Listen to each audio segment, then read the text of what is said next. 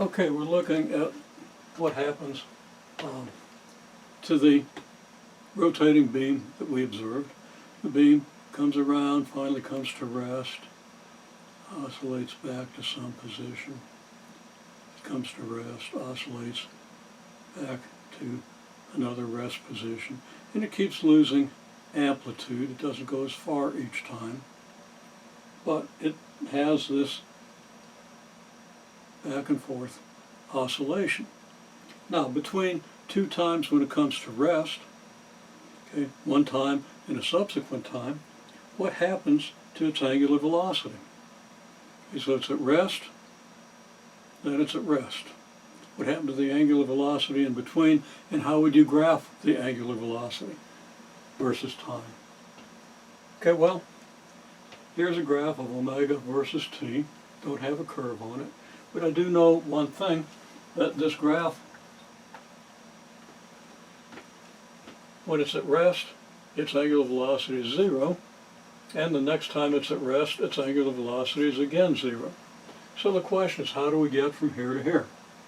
Okay, do we do this? Do we do this? Do we do this? What happens? Now we had, had trouble getting a lot of answers from people. So I put down 6 potential omega versus t graphs.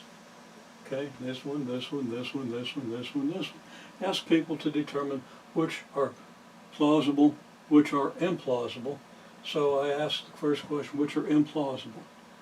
Then I asked the question, which are not implausible, which are implausible, and which is the most plausible.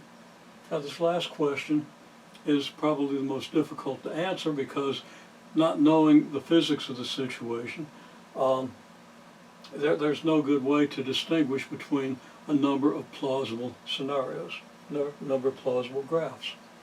Okay, well, people pretty much agreed that A, B, and D were implausible.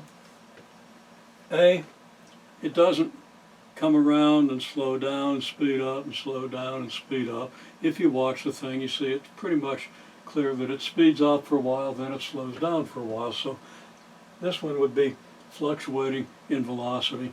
It would actually speed up, then slow down, speed up, slow down, speed up a little, and then quickly go back to 0. Okay, this is really implausible because for this time we would have 1, 2, 3 angular velocities, and there's only one angular velocity at any given time. So another way of saying it, this isn't a function, but angular velocity is a function of time. Specified time, it's got one angular velocity, so that doesn't work. Okay, and this one is implausible because it doesn't come back to 0. It doesn't come to rest. Okay? Now, the other 3 are more or less plausible. Now, E turns out to be, in smooth motion, the characteristics you get from the graphs of rates of change of smooth motion don't have points in them. They're continuously differentiable. And you should understand what continuously differentiable means. It means it has derivatives. The derivatives don't jump around, they're continuous. And the derivative of this function at this peak point here, this point at the top, isn't continuous. The derivative goes from here suddenly to here. Okay, so that's not a very plausible scenario, but otherwise it is plausible. We start from rest, we go up to some maximum velocity, we come back. So one person chose that as their most plausible scenario. I can't challenge that based on what you know, but I'm just pointing out that because of the smoothness of the derivatives of this smooth motion, that's not going to happen. Then that leaves F and C, and it's hard to distinguish between the two. F turns out to actually be more plausible. That's more of a Gaussian, but that's down the road. You don't understand enough about the physics of the situation to distinguish between C and F. Okay, so there it is. Now, this leads us to the question, what do the slopes of these graphs do? Because the slopes of these graphs are angular accelerations. And if these are graphs of just plain old velocity versus time along an axis, they're graphs of velocity versus time. Okay. And the slopes, if it's a graph of velocity versus time, the slope gives you the acceleration. If it's angular velocity versus time, it gives you the angular acceleration, which is very much related to an acceleration of a hypothetical rider on the end of this beam. Now he's moving in circular paths, circular arcs, but those circular arcs can be straightened out to an x-axis, and all the equations of motion would become one-dimensional. See more about that. We haven't talked too much about that. We'll talk some. Okay, so point then is, though, that the slopes of these graphs are all changing. Okay? Now, this is a big deal. If the slopes of a graph of velocity versus time, or angular velocity versus time, are changing, then you don't have uniform acceleration, or you don't have uniform angular acceleration. Which means that your kinematic equations that you learned to love so well in Chapter 2 have no application. They're totally irrelevant. They're totally irrelevant to this motion. Okay? So slope is changing, so angular acceleration is changing. Angular acceleration, therefore, isn't constant, so the kinematic equations for uniform acceleration don't apply. And the kinematic equations you have for uniform angular acceleration are exactly analogous to the equations for plain old acceleration along a straight line, and they don't apply either. Okay.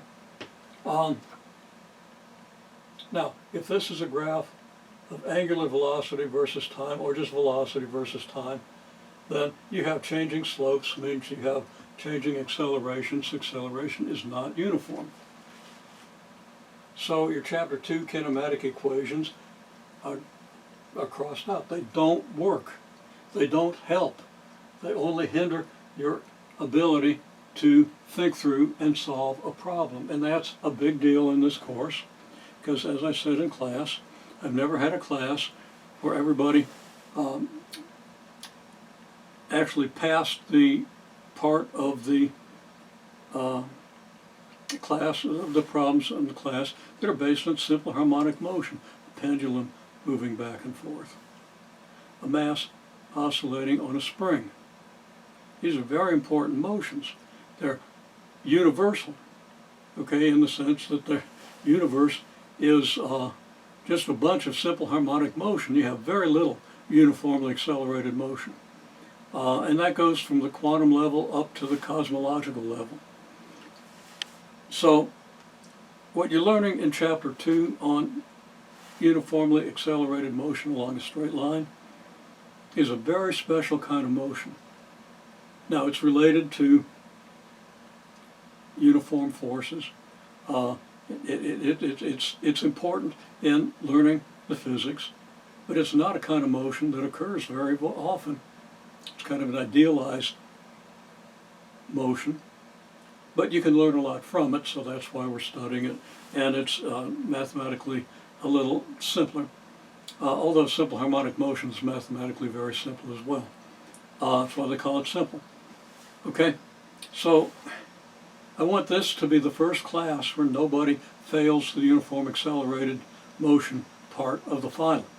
Okay, it's within your grasp, and I'm trying to avert that from the very beginning.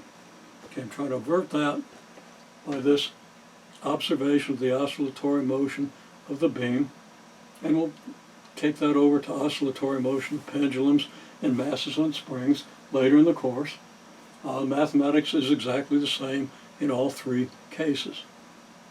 Interpretation's a little different for angular motion, but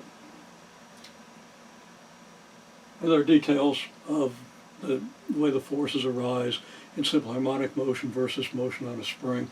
The sources of the force are different, but the mathematics is identical. Okay, so we want to get that straight. So